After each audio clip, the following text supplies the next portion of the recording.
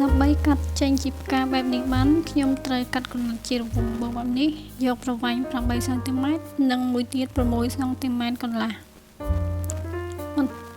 ពណ៌នេះខ្ញុំយក4បន្ទះឯពណ៌នេះខ្ញុំយក8បន្ទះបន្ទាប់មកខ្ញុំយកមកបត់ជា4បែបនេះហើយយកអ្វីមួយមកសង្កត់កុំឲ្យវាហើបទៅវិញ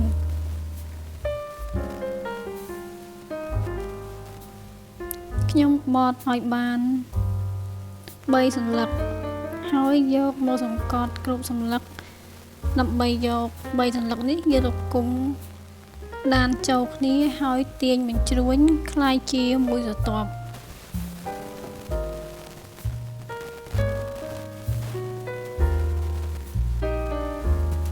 ឥឡូវនេះខ្ញុំយក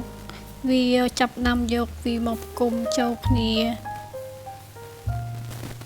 បែបនេះដើម្បីបញ្ជ្រួញវាคล้ายជាស្រទាប់ផ្កាមួយហើយចំពោះការដោតអំបោះដានបែបនេះយើងក៏អាចដានមួយបន្ទះម្ដងហើយចាំយកមកគុំគ្នាតាមក្រោយក៏បានប៉ុន្តែឥឡូវនេះខ្ញុំដោតយកទាំង3ស្រទាប់ឲ្យជាប់គ្នាតែម្ដង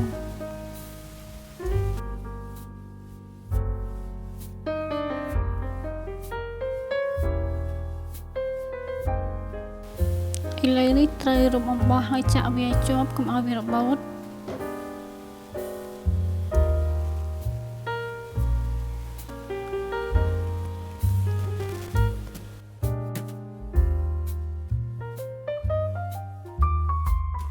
ក្រោយពីរួចស្រទាប់ទី1ឥឡូវនេះស្រទាប់ទី2ហើយនិងស្រទាប់បន្ត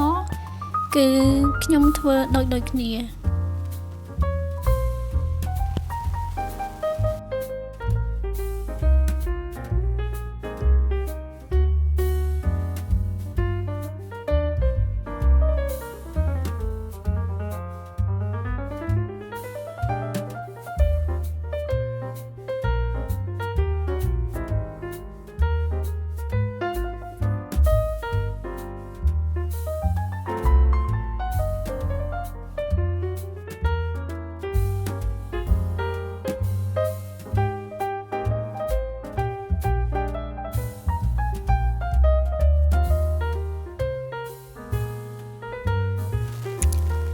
នេះគឺជាការបត់ស្ទប់ទី4តែត្រូវបង្ហើយចុងក្រោយគេប៉ុន្តែឥឡូវនេះខ្ញុំត្រូវដានបញ្ចូលនឹងអំបោះកុំឲ្យវាហើបសិនខ្ញុំដានមួយម្ដងដើម្បីឲ្យងាយស្រួលជាងលើកមុនដែលយកវាសង្កត់ពីលើ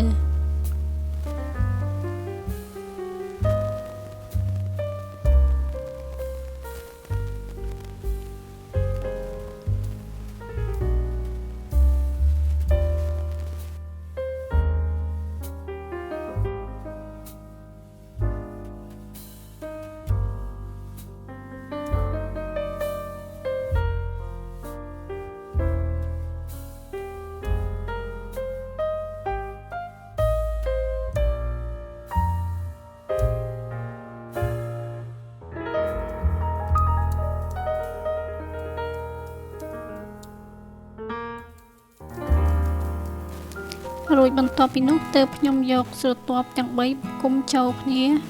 ដើម្បីដានជាប់គ្នាដើម្បីបញ្ជ្រួញវាឥ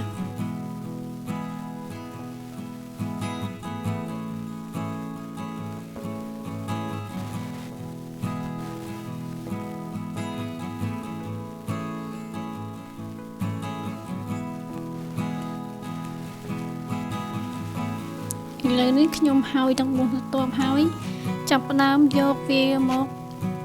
គុំបញ្ចូលគ្នាទាំង4ស្រទាប់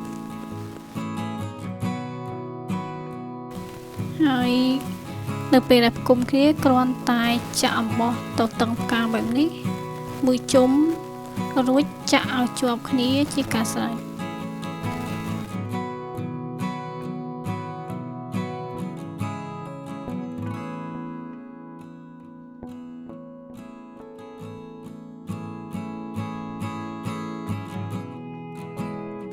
ពីលើនេះការបានគុំគ្នាជាមុនស្ទប់រួចហើយចុងក្រោយគ្រាន់តែថែមត្បូងមួយពីលើជាការស្រេច